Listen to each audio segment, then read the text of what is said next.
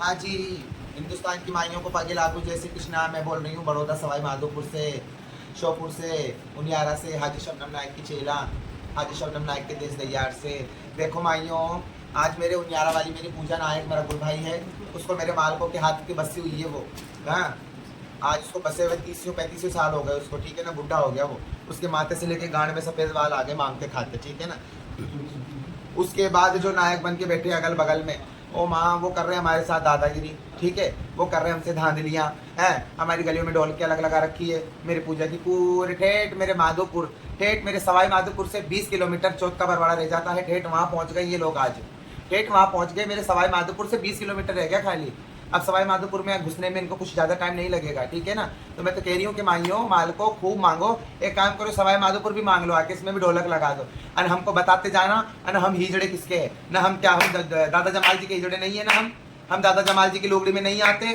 कोई बात नहीं मियाँ, फिर जिसकी लोगड़ी में हम होंगे, जिसकी लोगड़ी के हम हिजड़े होंगे, कोई नहीं, उसको हमारे पीर आएगी, हमारा दर्द आएगा, क्योंकि तुम्हें तो आना नहीं है माइयों। हाँ, क्योंकि हम हो चुके हैं बेजार। आज भी मेरे उस हिजड़े को, उस बुड्ढे को इतना बुरा मारा है, चौथ के बरवाड़े के अंदर इतना बुरा मारा, उसकी पूरी गाड़ी तोड़ दी, पूरी गाड़ी चकनाचूर कर दी। हाँ, और जजमानों में कहते हैं गिरिये रखते हैं, ये रखते हैं, कौन नहीं रखता है गिरिया?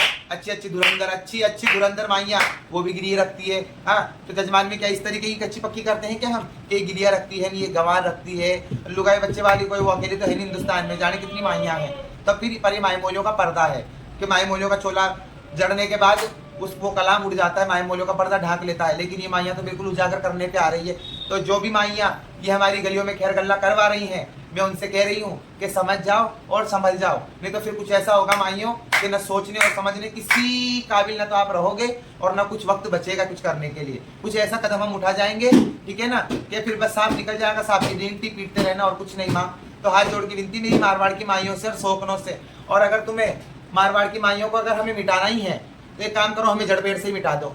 हमारे बुजुर्गों के, मेरे जितने बुजुर्ग है बड़ौदा के, श्योपुर के, हम मेरे सारे बुजुर्गों की लाइन से 500-500 रुपये डालते जाओ ठोके, और तुम्हारे दादा जमाल जी की लोकड़ी से हमें बाईकाटी करते जाओ।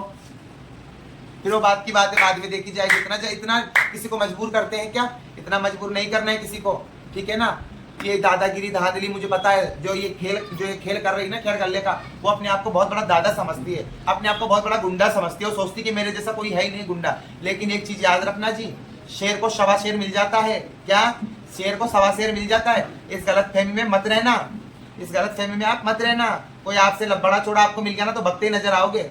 मिला तो था भी 4 दिन पहले, उन बापों को तो जवाब दिया नहीं गया, उनको तो हाँ मालक कर करके आंडों में तेल लगा लिए फोनों पे, इतने बड़े